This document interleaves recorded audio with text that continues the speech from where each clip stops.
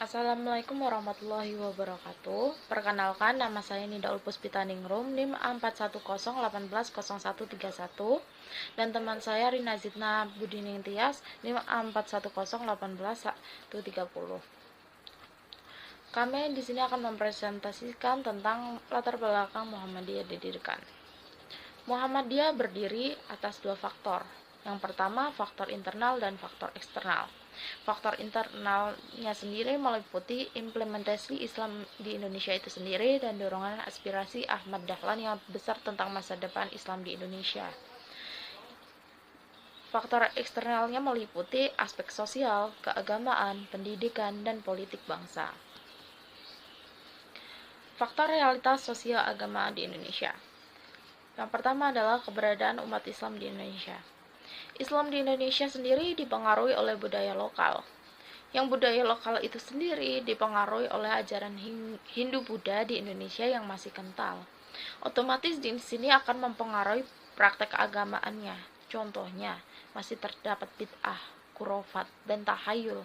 Sedangkan hal ini tidak bersesuaian dengan Al-Quran dan As-Sunnah. Yang kedua adalah realitas umat non-Islam. Penetrasi atas misi kristenisasi bertujuan untuk mengabiri peranan Islam di Indonesia. Faktor realitas sosial pendidikan di Indonesia. Yang pertama adalah sistem pendidikannya bersifat dikotomik. Yang kedua, pendidikan yang berkembang antara pendidikan pesantren dan pendidikan modern barat itu tidak padu. Misalnya, pendidikan pesantren itu proses belajar mengajarnya itu masih tradisional. Materi dan kurikulum yang diberikan pada siswa itu masih studi Islam klasik. Terus guru dianggap sebagai sumber kebenaran dan tidak boleh dikritisi. Sedangkan pendidikan modern barat, metode yang digunakan itu sudah modern, materi dan kurikulum yang diajarkan itu kurikulum Eropa. Kebijakan pendidikan politik asosiasi dan politik etis, terus kristenisasi, dan yang terakhir adalah pelajaran agama tidak boleh diberikan di satuan pendidikan. Faktor realitas politik Hindia Belanda. Sebelum kedatangan C.S. Holdgronch, kebijakan yang bersifat membendung, membatasi berbagai pengalaman ajaran agama Islam untuk mengaruhi perlawanan umat Islam terhadap penjajah. Terus yang kedua adalah setelah kedatangan C.S. Holdgronch menjadi penasehat. Yang satu adalah kebebasan menjalankan ibadah. Yang kedua adalah menghormati keberadaan lembaga sosial Islam atau aspek muamalah Islam.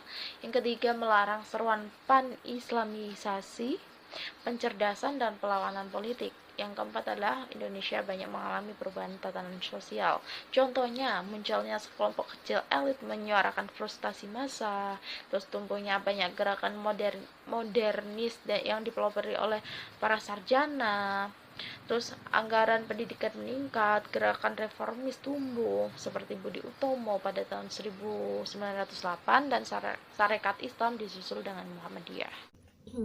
Proses berdirinya Muhammadiyah. Untuk proses berdirinya Muhammadiyah, Ahmad Dahlan melakukan dua tahap. Yang pertama, Ahmad Dahlan melakukan kontak dengan Budi Utomo dengan tujuan belajar ilmu organisasi dan sebagai sarana aktualisasi ajaran Islam. Kemudian yang kedua, melakukan sosialisasi ajaran Islam.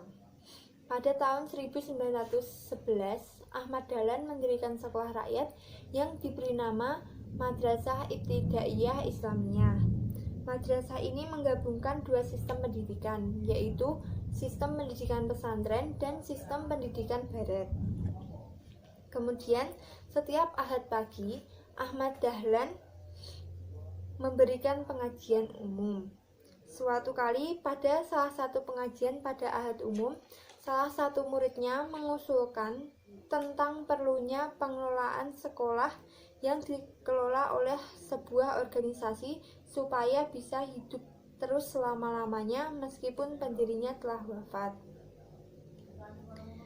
Maka dengan adanya usulan ini, Ahmad Dahlan melakukan 5 langkah sebagai persiapan untuk mewujudkan organisasi yang di kemudian hari organisasi ini diberikan nama Muhammadiyah. Langkah yang dilakukan Ahmad Dahlan yaitu yang pertama, berdiskusi dengan guru quick school.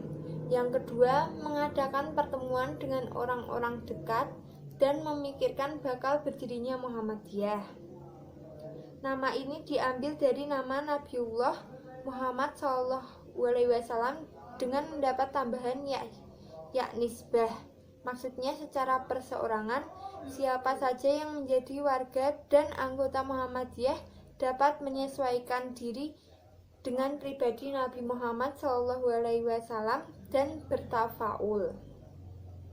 Yang ketiga yaitu Ahmad Dahlan mengajukan permohonan kepada Hotbestur Budi Utomo agar mengusulkan kepada pemerintah Hindia Belanda untuk berdirinya Muhammadiyah. Pada tanggal 18 November 1912 bertepatan dengan tanggal 8 Zulhijjah 1330 Hijriah, permohonan dikabulkan. Yang keempat, mengadakan rapat guna mempersiapkan proses berdirinya Muhammadiyah. Dalam rapat ini diputuskan bahwa proklamasi berdirinya Muhammadiyah bersifat terbuka untuk masyarakat umum. Yang kelima, memproklamirkan berdirinya Muhammadiyah yang dihadiri oleh masyarakat umum dan pejabat lainnya. Kemudian selanjutnya, tujuan Muhammadiyah dan perkembangannya. Sejak didirikan oleh Kiai Haji Ahmad Dahlan sampai Muktamar Muhammadiyah ke-44 di Jakarta tahun 2000, tujuan Muhammadiyah mengalami 7 kali perubahan redaksional. Namun, tujuannya yang paling utama yaitu adalah menegakkan dan menjunjung tinggi agama Islam sehingga terwujud masyarakat Islam yang sebesar-besarnya. Sekian presentasi dari kami. Apabila ada salah kata, kami mohon maaf. Wassalamualaikum warahmatullahi wabarakatuh.